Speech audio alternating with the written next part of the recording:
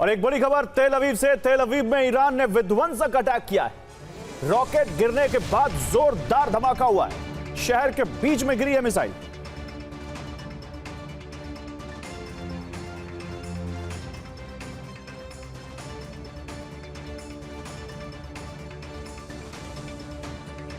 और ईरान ने operation true promise 4 की 54वीं लहर लॉन्च की है। खुर्रम शहर बैलिस्टिक मिसाइल दागी है ईरान ने। ऑपरेशन ट्रू प्रॉमिस 4 की 54वीं लहर।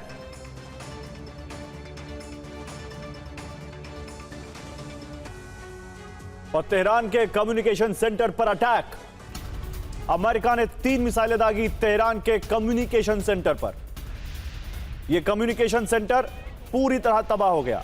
संचार केंद्र यानी यहां से सूचनाओं का संचार होता था। यहीं से ईरान में ब्लॉक भी होता था इंटरनेट।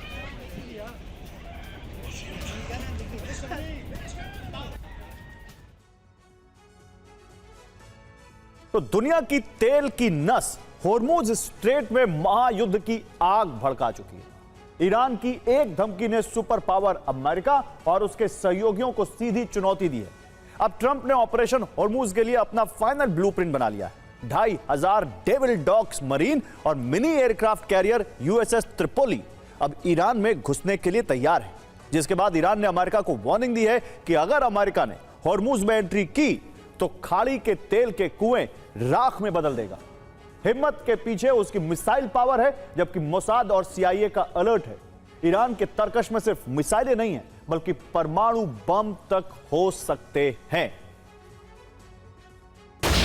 हॉर्मुज खोलने के लिए संगठन बनाया जा रहा है जिसमें एशियाई यूरोपीय देशों को शामिल किया जाए।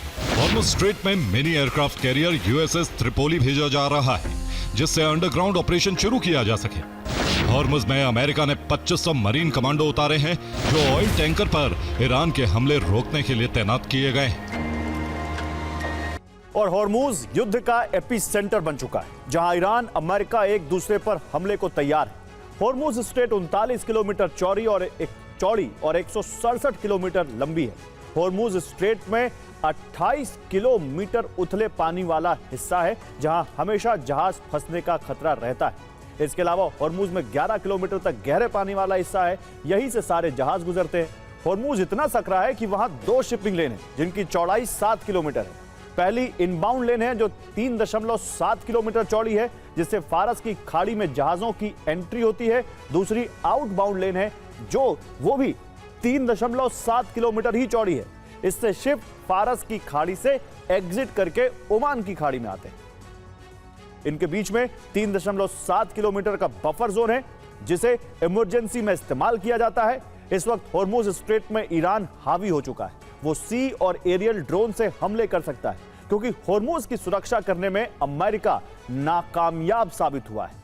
दरअसल अमेरिका चाहता है कि फारस की खाड़ी में मौजूद ईरानी सैन्य ठिकाने निर्जन द्वीप की तरह हो जाए।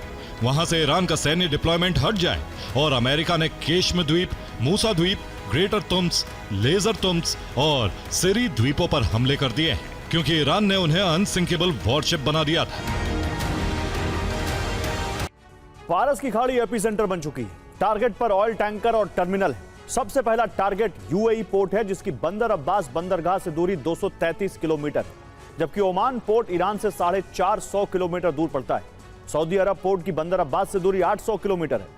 इराक के बंदरगाह की ईरान से दूरी 855 किलोमीटर है, जबकि कुवैत पोर्ट भी 902 किलोमीटर है जहां ईरान हमला कर सकता है। हालांकि ट्रंप के साथ मिलने को लेकर कई देश जल्दबाजी नहीं करना चाहते हैं। फ्रांस ने साफ कर दिया है हमारा स्टैंड रक्षात्मक है।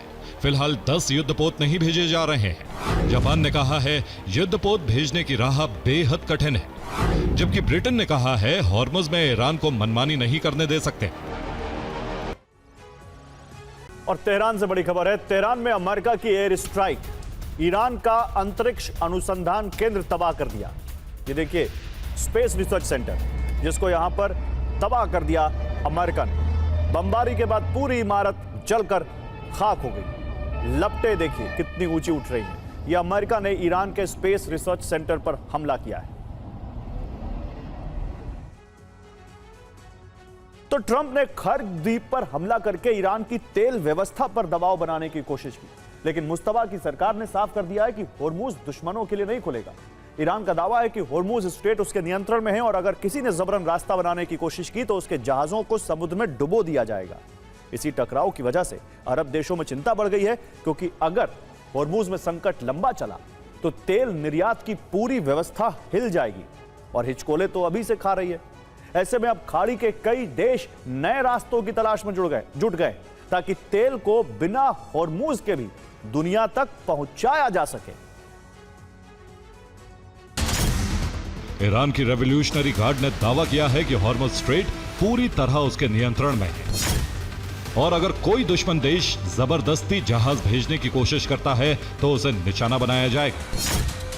अमेरिका, इजराइल और उनके सहयोगियों के जहाजों को यहां से गुजरने की अनुमति कतई नहीं दी जाएगी। ईरान के विदेश मंत्री अब्बास अराक्ची ने कहा है कि हॉर्मुज पूरी तरह बंद नहीं, लेकिन यह सिर्फ उन देशों के जहाजों के लिए खुला है जो ईरान पर हमला नहीं कर रहे।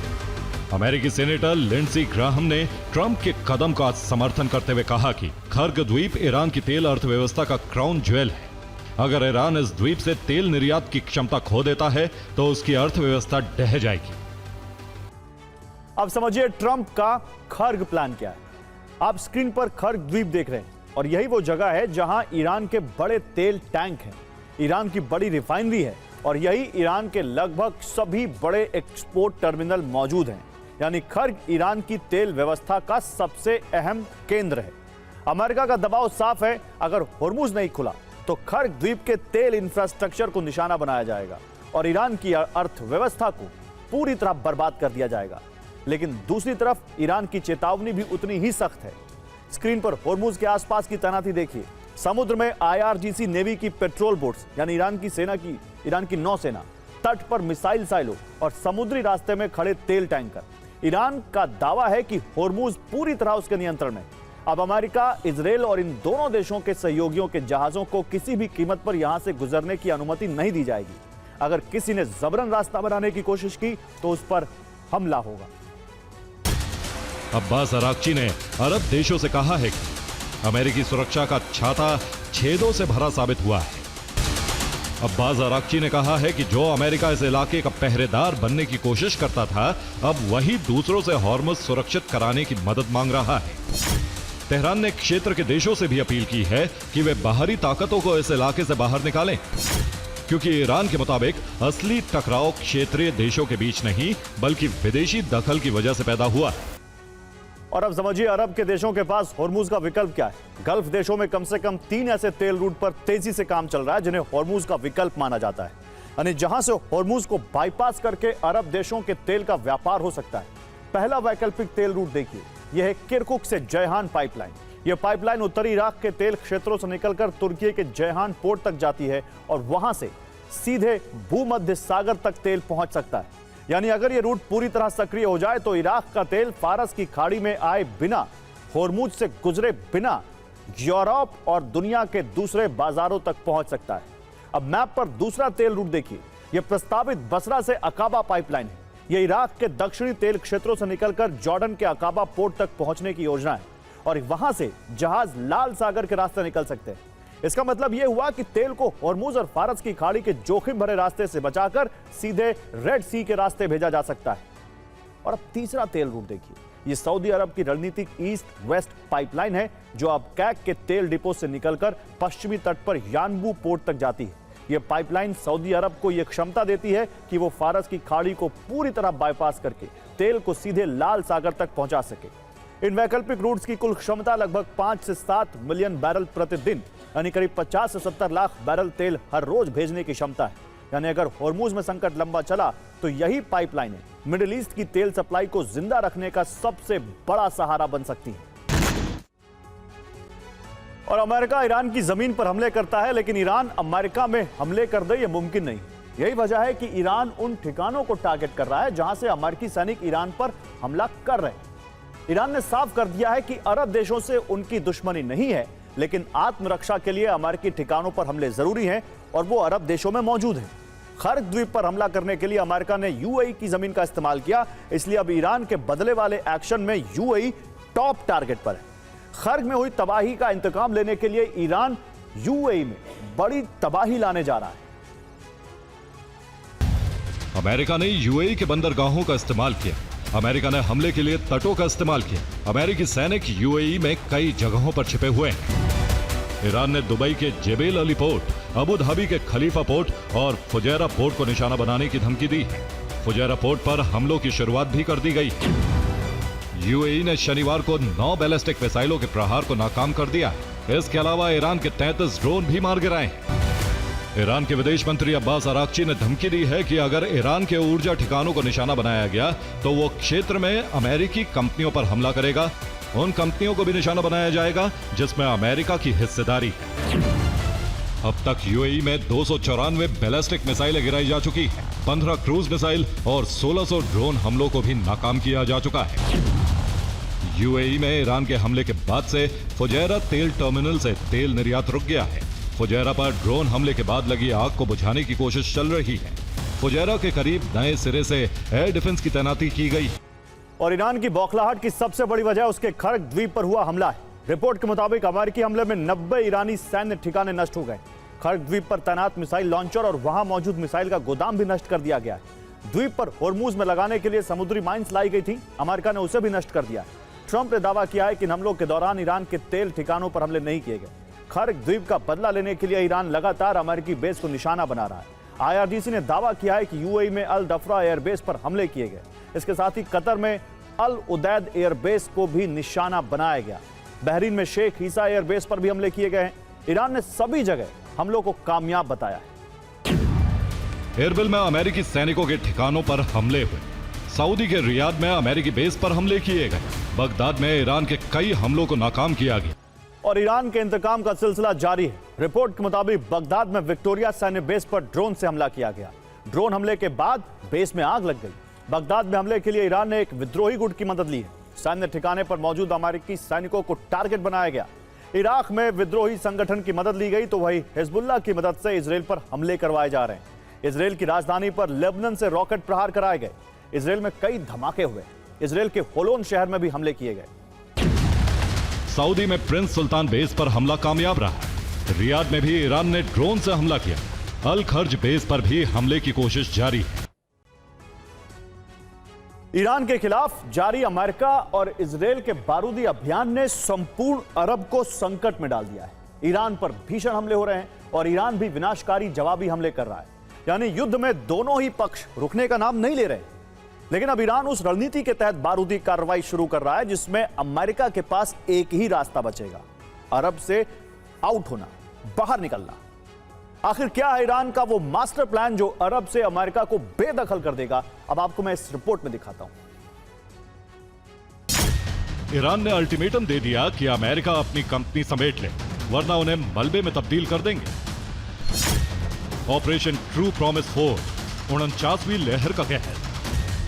कतर, बहरीन और यूएई में मौजूद अमेरिकी ठिकाने धुआं धुआं हो गए, जिसमें बंदर अब्बास में अमेरिका का अजय MQ-9 ड्रोन राख हो गया और इराक में ईंधन भरने वाला विमान क्रैश हो गया। यही नहीं, इन हमलों में अमेरिका के 6 सैनिकों की मौत भी हो गई। उनके मुताबिक स्ट्रेट ऑफ हॉर्मुज बंद होने के बाद अरब देशों ने ट्रंप से अपील की है कि जहाजों की सुरक्षा के लिए युद्धपोत भेजें। इन देशों का बर्ताव भीख मांगने जैसा है, जिसमें दावा किया गया है कि ईरान युद्ध में सिर्फ बारूद से नहीं लड़ रहा है, बल्कि डॉलर को ग्लोबली बर्बाद करने के लिए लड़ रहा है। इसलिए युद्ध का बारूद जानबूझकर पूरे क्षेत्र में फैलाया गया है। यानी अब ईरान का अगला निशाना अरब का सबसे व्यस्त व्यापारिक केंद्र जेबेल अली पोर्ट होगा। दुनिया का सबसे बड़ा फ्यूल हब फुजैराह होगा। यूएई का रास अल खैमा होगा। अरब में मौजूद ऑयल और गैस के केंद्र होंगे। इसलिए अब टारगेट पर है यूएई में मौजूद एक्सॉन मोबिल और शेवरॉन। इनमें एक्सॉन मोबिल के कतर की एलएनजी में 80% शेयर है और शेवरॉन के इराक और इजराइल में 15% की हिस्सेदारी है। इस समय एक्सॉन मोबिल के 27 विशाल एलएनजी जहाज अरब की खाड़ी में तैर रहे हैं, जो ईरानी मिसाइलों की रेंज में है, जबकि शेवरॉन की हिस्सेदारी वाले इराक का ऑयल फील्ड भी ईरानी हमले की जद में है। ईरान ने खाड़ी में मौजूद अमेरिकी बैंकों की शाखाओं पर हमले शुरू कर दिए, जिसमें अमेरिका के बैंक और बॉन्ड मार्केट को भारी नुकसान उठाना पड़ा है। इस युद्ध में 2 हफ्ते में मरने वालों की संख्या 3000 के पार जा चुकी। ईरान में 1400 से ज्यादा लोगों की जान चली गई, तो वहीं लेबनान में 773 से ज्यादा लोगों की मौत हो गई। 10 मार्च को मुस्तबा ईरान के सुप्रीम लीडर बन गए, लेकिन अभी तक वो दुनिया की नजरों से छिपे हैं। आज 5 दिन हो गए। ऐसे में ईरान के नए सुप्रीम लीडर की सेहत पर अब भी सस्पेंस बरकरार है। लेकिन अरब से जो रिपोर्ट सामने आ रही है वो बेहद चौंकाने वाली है। दावा है कि सीक्रेट रास्ते से मुस्तबा को मॉस्को भेजा गया है और वहां उनका इलाज चल रहा है। और अब ईरान जंग की कमान बैकडोर से पुतिन और शी जिनपिंग संभाल चुके हैं। है ना इंटरेस्टिंग? ईरान के सुप्रीम लीडर मुश्तबा खामनेई को रूस ले जाया गया। दावा है कि उन्हें रूसी सैन्य विमान से मॉस्को पहुंचाया गया। रिपोर्ट की माने तो उन्हें मॉस्को इलाज के लिए भेजा गया। दावा है कि रूस ने 13 टन मानवीय सहायता तेहरान भेजी, जिसमें दवाइयां, फर्स्ट एड किट और दूसरी चिकित्सा से जुड़ी सप्लाई शामिल है। यह सहायता IL-76 विमान के जरिए पहले अजरबैजान पहुंची। यह विमान एस्टारा के पास एक एयरपोर्ट पर लैंड हुआ। इसके बाद सामान ट्रकों के जरिए एस्टारा बॉर्डर पर पहुंचाया गया। यहां से सड़क के रास्ते मदद लेकर ट्रक तेहरान पहुंचे। दावा है कि लौटते वक्त इन्हीं ट्रकों में मुस्तबा को एस्टारा बॉर्डर लाया गया, जहां से IL-76 विमान के जरिए मुस्तबा मॉस्को पहुंचे। रूस और चीन हमारे रणनीतिक साझेदार हैं। अतीत में हमारे बीच घनिष्ठ सहयोग रहा है, जो अभी भी पूरी तरह से जारी है। इसमें सैन्य सहयोग भी शामिल है, लेकिन मैं इस बारे में कोई विस्तृत जानकारी नहीं दूंगा। अमेरिका और इजरायल के ईरान पर भीषण हमले जारी हैं। TV9 भारतवर्ष और मैं आपको सुपर प्राइम टाइम में लगातार ये रिपोर्ट कर रहा हूं। इन हमलों का कारण है ईरान के प्रतिशोध में दिख रही वो ताकत जो अमेरिका और इजरायल को दहलाने की क्षमता का एहसास करा रही है। वो भी तब जब अमेरिका और इजरायल की तरफ से ईरान की 90% मिसाइल क्षमता नष्ट करने का दावा हो चुका है। अब पता नहीं दावा कितना सही है, लेकिन सवाल है कि ईरान हमले कैसे कर रहा है अगर 90% क्षमता खत्म हो गई है, और अमेरिका और इजरायल के टारगेट पर है क्या जब वो उसके मिसाइल साइलोज को टारगेट नहीं कर पा रहे। जवाब इस रिपोर्ट में देखिए। ऑपरेशन एपिक फ्यूरी, जिसमें कहा गया है कि ईरान की 90% मिसाइल शक्ति खाक हो चुकी है, लेकिन 100% कामयाबी तक मिशन अधूरा है। 400 उड़ानें दर्ज, 200 ठिकाने तबाह। तो क्या ईरान की मिसाइल ताकत वाकई खत्म हो गई?